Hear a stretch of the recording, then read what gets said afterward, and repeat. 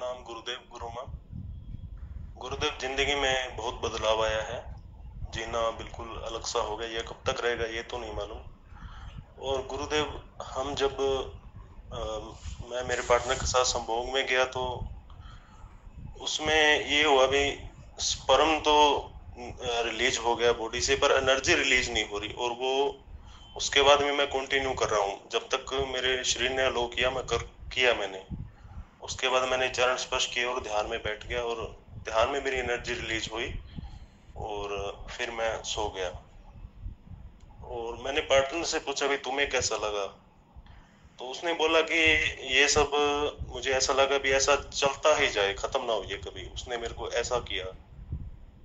और मुझे गुरुदेव अलग ही संभोग था वो, आज तक हुआ ही नहीं ऐसा कभी। और मुझे ऐसा लगता है भी कुछ मैं देना चाहता हूँ अपने पार्टनर को और वह दे नहीं पा रहा हूँ। मुझे ऐसा लगा भी मैं संतुष्टि नहीं कर पाया उसकी। मुझे नहीं पता भी क्या देना चाहता हूँ।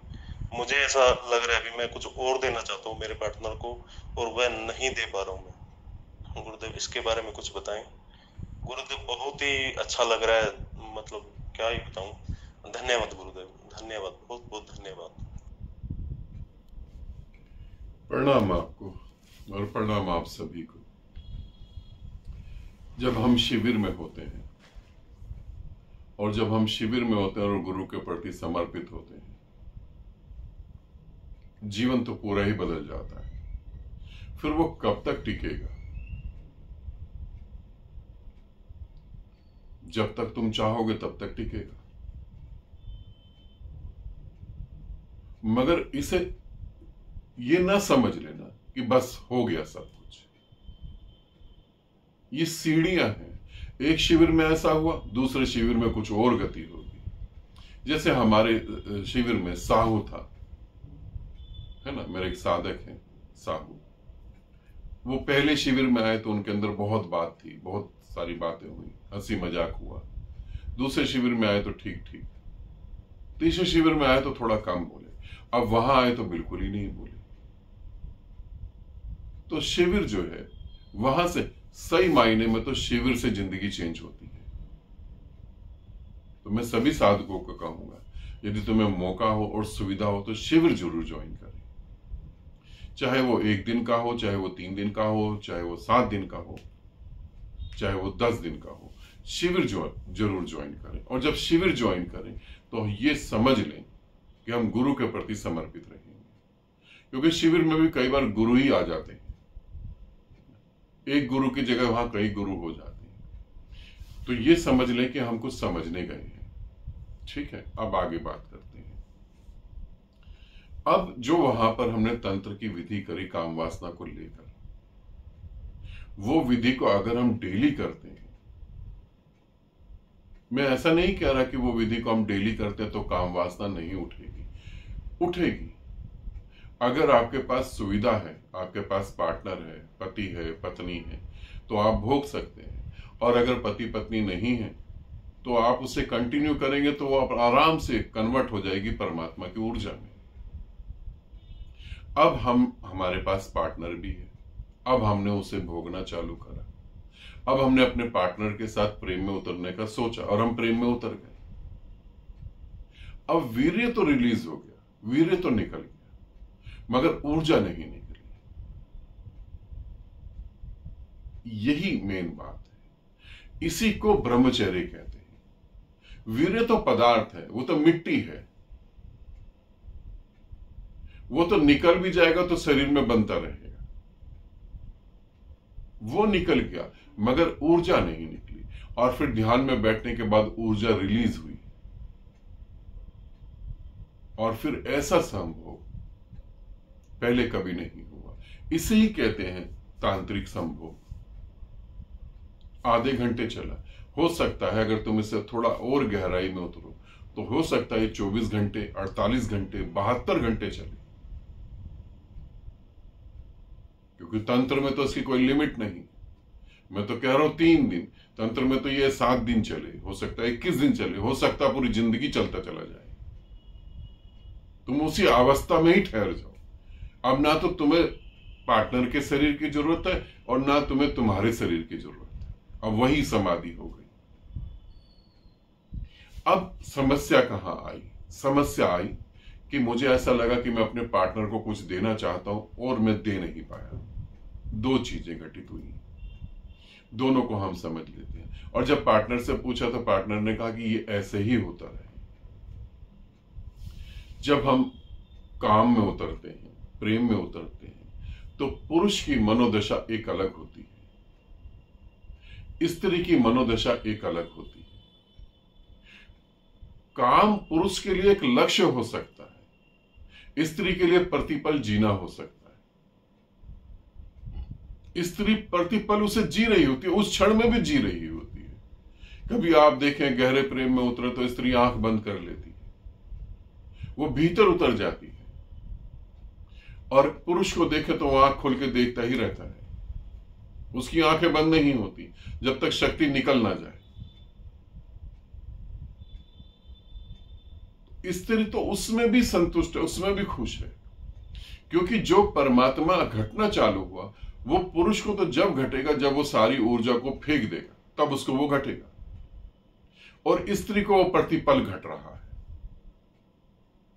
अब यहां पे दो स्त्रियों की बात करने जा रहा हूं। एक स्त्री तो वो जो हृदय से जुड़ी है, जिसे हम हाउस वाइफ कह सकते हैं, जो अपने परिवार में खुश है, बच्चों में खुश है, पति में खुश है। एक स्त्री वो है, और एक स्त्री दूसरी है जो कोई टीम वर्क कर रही है, जो पूरी टीम को हैंडल कर रही है, जो स्त्री के शरीर में होते हुए पुरुष जैसी हो गई, अर्निंग करनी है, अहंकारी बहुत ज्यादा, वो पुरुष है, तो उसके लिए तो अलग स्थिति होगी, है ना। तो यहां पर स्थिति जो है तो वो उसी में संतुष्ट। अब हमें ऐसा लगता है कि हमें उससे कुछ देना है, हम दे नहीं पाए। दो स्थितियों को समझा रहा हूं। एक तो ये, पुरुष को 99% पुरुष को ये चिंता होती है कि मेरा पार्टनर संतुष्ट हुआ या नहीं हुआ। उन्हें ये चिंता होती कि संतुष्ट हुआ या नहीं हुआ। अब संतुष्ट होने का अर्थ हमारे दोनों के दिमाग में क्या होता है, जब तक एनर्जी पूरी तरह से रिलीज ना हो जाए, हम फ्री ना हो जाए, हम उसे कहते हैं संतुष्ट होना। तो क्या मेरे पार्टनर की भी एनर्जी रिलीज हो गई तब वो संतुष्ट होगा?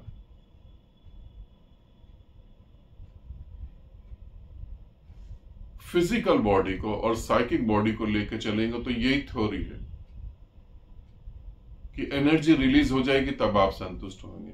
मगर अध्यात्म को लेकर चलेंगे तो जब आप गहरे संभोग में उतरते हैं तब आप इतने गहरे प्रेम में उतरने लगते हैं कि वो प्रेम के कारण फीमेल को संतुष्टि मिलने लगती है।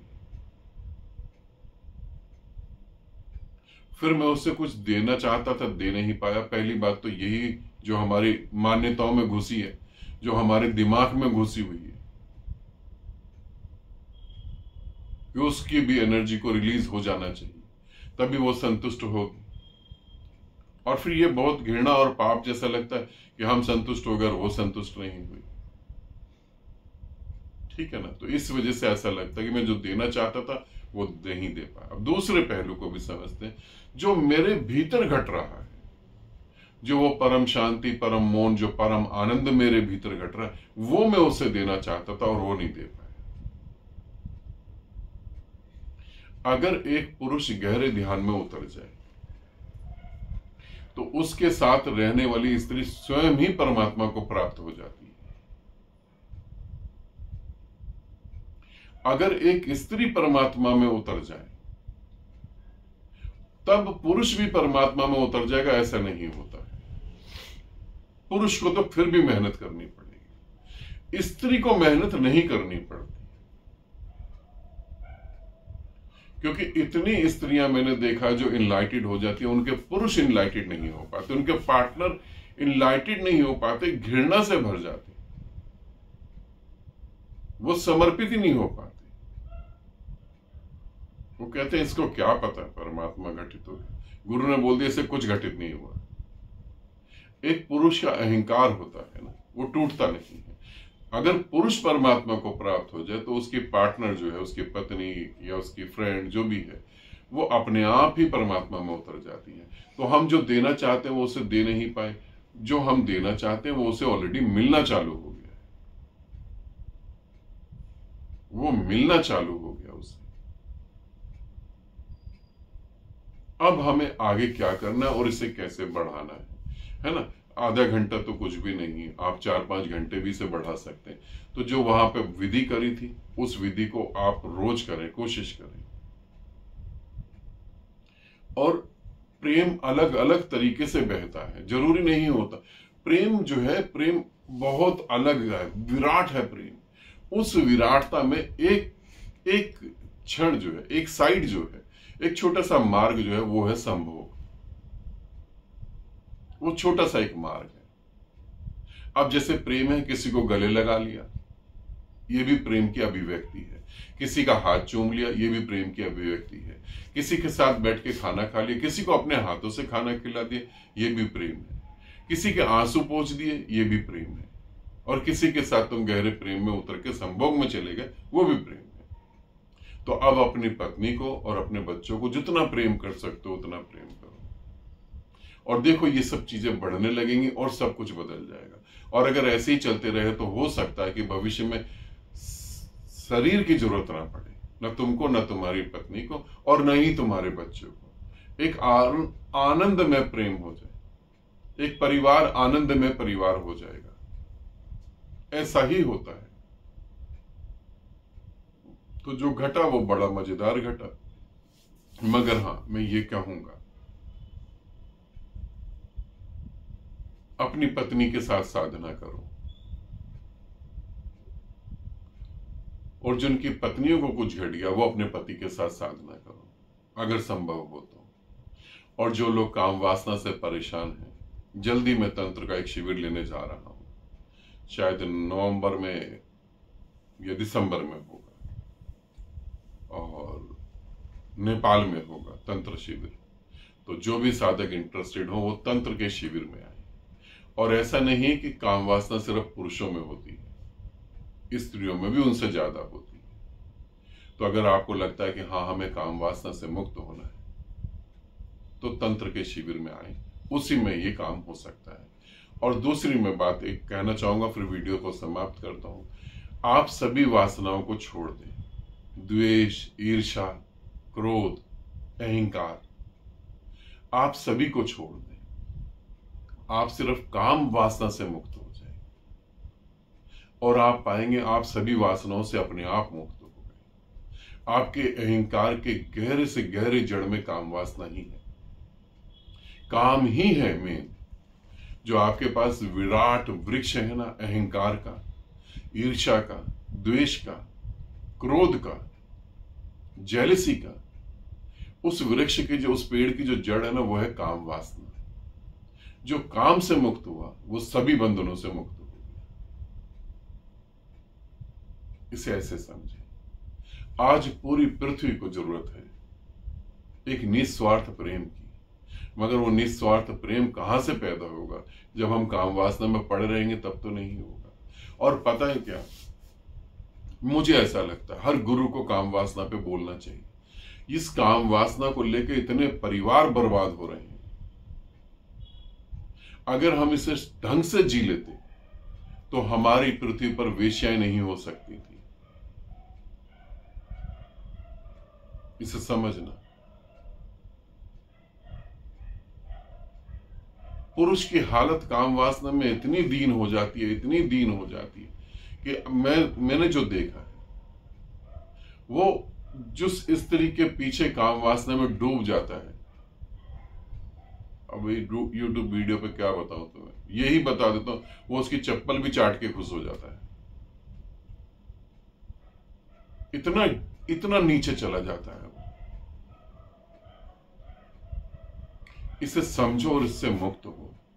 और इससे मुक्त होना आसान है। और जो इससे मुक्त हुआ वो परमात्मा हो गया।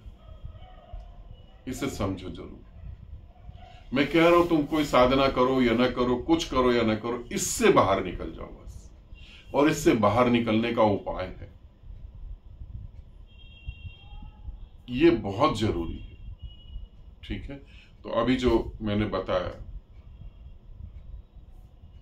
शिविर जब करेंगे तो शिविर में ही करवा पाऊंगा। ऑनलाइन तो ये हो नहीं सकता। ठीक है, आनंदित रहें, सदा खुश रहें। बहुत बहुत प्रेम आप सभी को।